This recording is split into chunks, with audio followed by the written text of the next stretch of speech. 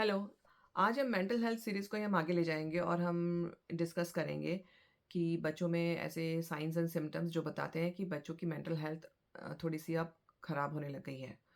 तो उसको हम आज और डिस्कस करेंगे। मैंने पहले भी एक वीडियो बनाया है तो आप उसको ज़रूर देखिएगा क्योंकि ये उसी का कंटिन्यूएशन है और तो उसको बेहतर समझने के लिए आपको वो वीडियो देखना ज़रूरी है।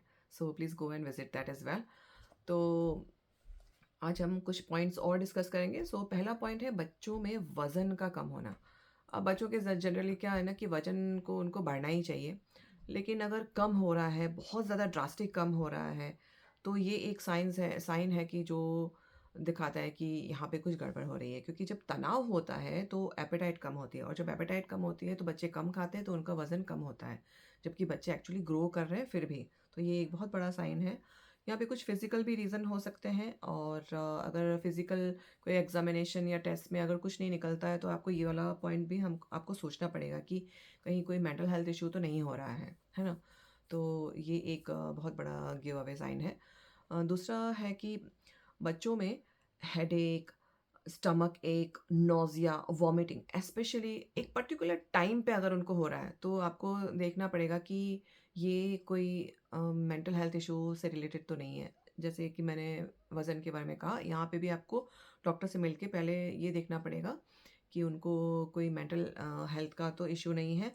अगर फिज़िकल हेल्थ ठीक है, सब कुछ कोई और प्रॉब्लम नहीं हो रहा है एंड कुछ सब कुछ नॉर्मल आ रहा है, दैट मीन्स कि ये वाला एस्पेक्ट हो सकता है। तो जनरली ये मैंने देखा है कि बच्चों को अगर एक पर्टिकुलर टाइम पे हो रहा है, तो जैसे कि स्कूल जाने से पहले ही मुझे तो हेडेक हो रहा है या स्टमक एक हो रहा है या स्कूल जाने से पहले नॉज़िया, वॉमिटिंग और बाकी के टाइम एकदम परफेक्टली फाइन है। तो यहाँ पे थोड़ा देखना पड़ेगा कि उन्हें कुछ प्रॉब्लम तो नहीं हो रही है स्कूल में या ऐसे किसी और भी जगह जैसे जाने से पहले अगर ऐसा कर रहे हैं, तो दैट दैट मीन्स उनकी बॉडी वो स्ट्रेस की वजह से ऐसे रिएक्ट कर रही है। तो अब यहाँ पे हमें ध्यान देने की बहुत ज़रूरत हो गई है।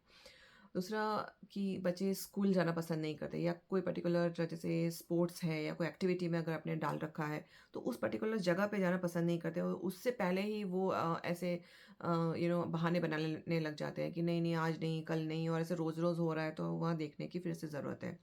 कभी-कभी बच्चे उठते ही नहीं है सुबह जैसे स्कूल जाने से पहले कि नहीं, नहीं मुझे तो नहीं जाना, मैं तो मुझे ये हो रहा है, वो हो रहा है या नहीं आज मन नहीं है, कल भी मन नहीं है और अलोंग विद दैट अगर उस वक़्त उनको जैसे कि स्टमक पेन हो रहा है या जैसे हेडेक हो रहा है और ये बहाने रोज़-रोज़ चल रहे हैं, तो यहाँ पे आपको अगेन चेक करने की ज़रूरत है कि ये सच में हो रहा है या उनको कोई और प्रॉब्लम हो रहा है। एज़ आई सेड बिफोर कि कोई भी फिज़िकल सिम्पटम है उसको कभी भी इग्नोर मत कीजिए, स्पेशली स्टमक एक और हेडेक और आपको 100% डॉक्टर को एक बार दिखाना ज़रूरी है। ये बहुत ही इम्पोर्टेंट है।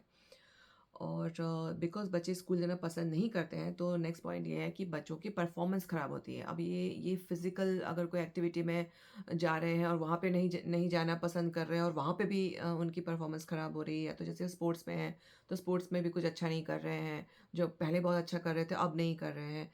या बच्चा पढ़ने में बहुत ब्रिलियंट है, लेकिन वो स्कूल ही नहीं जा रहा, तो वो अब पढ़ने में भी उसका ध्यान नहीं लग रहा है। तो वहाँ पे भी परफ़ॉर्मेंस अगर स्टेडी डिक्लाइन आ रही है या एकदम ड्रास्टिक डिक्लाइन हो गया है, उनके फ़ेवरेट सब्जेक्ट्स में भी अगर वो अच्छे मार्क्स नहीं ला रहे हैं, दैट मीन्स कि उनका इंटरेस्ट और कंसंट्रेशन दोनों बहुत ही ज़्यादा कम हो गए हैं। उनको कोई तनाव है और इसी वजह से ये सब हो रहा है, तो आपको उसको भी ध्यान देना बहुत ज़रूरी हो गया। और लास्ट पॉइंट जो है वो बहुत ही ज़्यादा एक सीरियस पॉइंट है और वो ये कि बच्चे अगर डेथ या सुसाइड के बारे में मैं बात करें तो वो आपको एक खतरे की घंटी मैं कहूँगी रेड फ्लैग कि अगर बच्चा सुसाइड और डेथ के बारे में बात कर रहा है तो दैट मीन्स कि वो उसको अब बहुत ज़्यादा या तो उसने झेल लिया है या अब वो कोप नहीं कर पा रहा है और बहुत एक्सट्रीम लेवल पे वो चला गया है।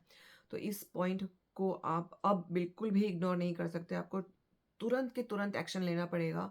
आप मेंटल हेल्थ एक्सपर्ट से मिलिए और बिल्कुल उनकी सलाह लीजिए और बच्चों को हर कोशिश कीजिए कि उनको सपोर्ट करने का और उनको समझने का और उन पे बहुत ही ध्यान रखिए, नज़र रखिए क्योंकि वो बहुत वल्नरेबल है इस टाइम पे।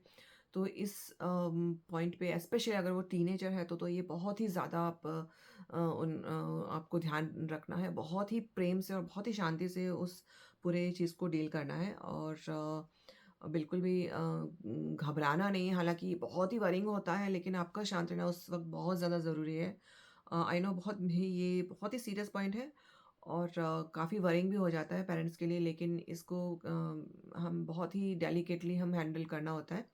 तो आप ज़रूर ध्यान दें और एक और पॉइंट है एक्चुअली कि बच्चों को ना इंटरेस्ट हर चीज़ में ही ख़त्म हो जाता है। जैसे कि जैसे वो ड्राइंग, पेंटिंग या कुछ स्पोर्ट्स या म्यूज़िक या कुछ भी ऐसा कर रहे थे, अब तो उसमें भी इंटरेस्ट नहीं है। लेकिन स्टडीज़ में तो इंटरेस्ट है नहीं।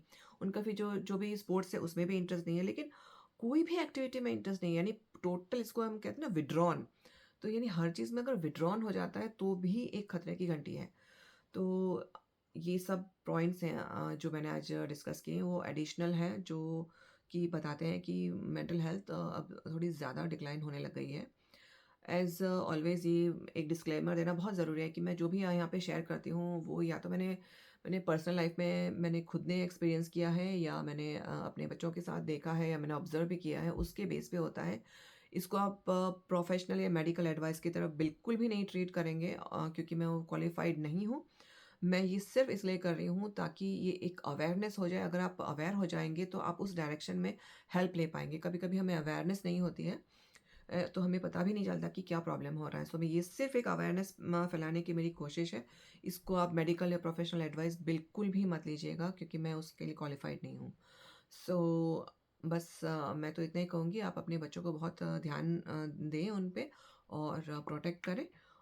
ये जो वक़्त है वहाँ पे बच्चे बहुत ज़्यादा वल्नरेबल हैं। सो ये हमारा बहुत ही एक बड़ी-बड़ी बहुत बड़ी एक ज़िम्मेदारी हो गई है कि हम अपने बच्चों को और अपने आस-पास के बच्चों को हम बहुत ही सँभाल के हम उनसे डील करें।